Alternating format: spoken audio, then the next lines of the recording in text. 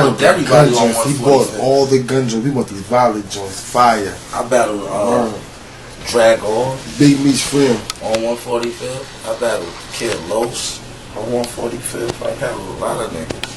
Niggas was scared to come through that block. Facts. I made it that way. When you came to there, you talking about some rap shit, you gotta answer. I mean, we're on that. I was hopping out of somebody's car, somebody's truck. You had to come in and shooting, hopping out with clips.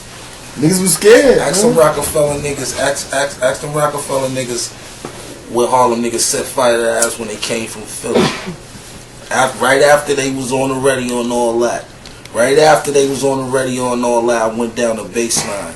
My man T, I used to cut my hair. I said, yo, they all gonna be down. All the new Rockefeller Philly niggas is gonna be down down that baseline. Shout out to OG Juan. What up, Juan? He know what's up. Came down there and niggas was like, yo, it was called Keep It Real Wednesday, where rappers and producers come at Baseline Studio. Just Blaze was there, Clue, Jay-Z was there, Juan. I walked in there, niggas was like, yo, let's Keep It Real Wednesday, shorty.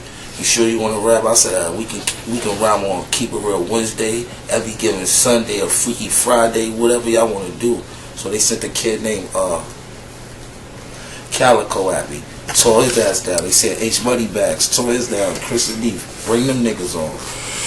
I battled like 5-6 niggas that day. I left with my respect, and before I walked out the door, Jay-Z pat me on my shoulder, dumb hard.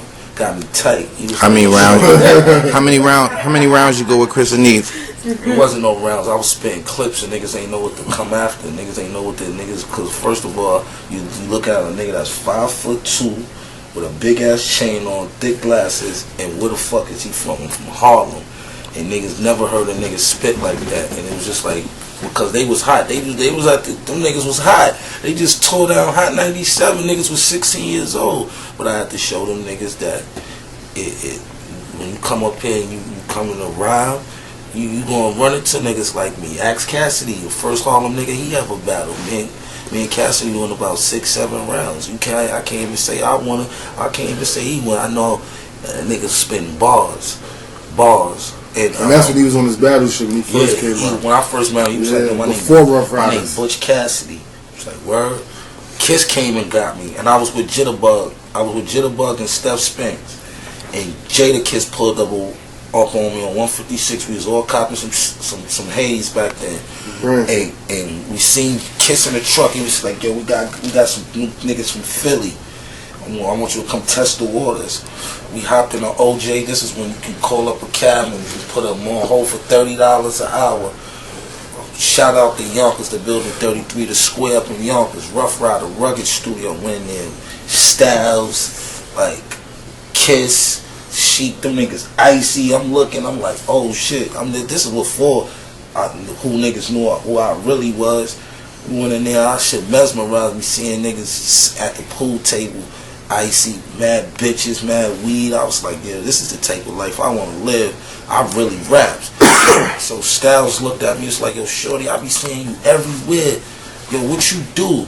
So Kiss was like, told Styles, like, you don't know my nigga Unkasa? Killer, PK. Nigga, we went in that store, he throwing some shit. Me and Cassidy went out for like an hour. I swear to God, like an hour. My niggas was jumping on Cass too. His niggas, that's when he was riding with Lawson. He had Shiz and Akbar with him. And we just going through the niggas after I left. Them niggas like, yo, you the truth, my nigga. Every time I see Cassidy, he be like, yo, you remember that day? I'm like, hell yeah, niggas. Word. I brung in New Year's.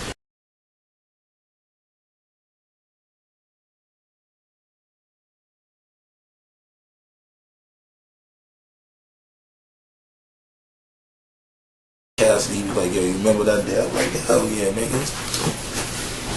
Word. I brung in New Year's with Kanye in Chicago.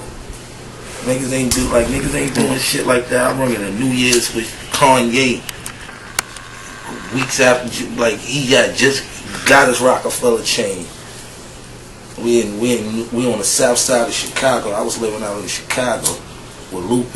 Like, niggas don't know my history. I was living out in Shocktown with Lupe in like 2001, 2002, right after the towers fell. But before I moved out there, I did the Diplomat intro, but I never knew Cam was going to fuck with it, you know what I'm saying? So I moved out there, signed the first of 15.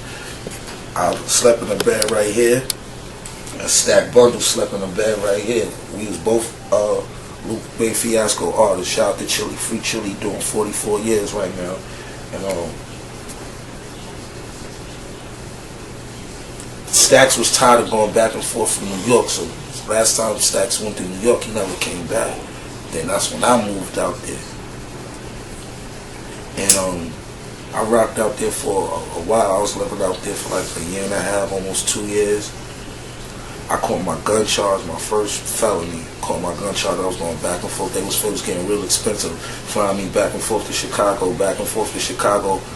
for a gun charge. Luckily, last time I flew back for my gun charge to get my sentence, the crib I was living in, we stacking all of us was living in, got raided.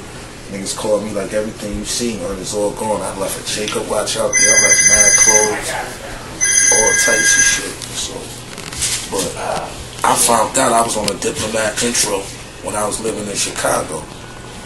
I go to the store, go get some swishes and the latest magazine. I still got the magazine to this day.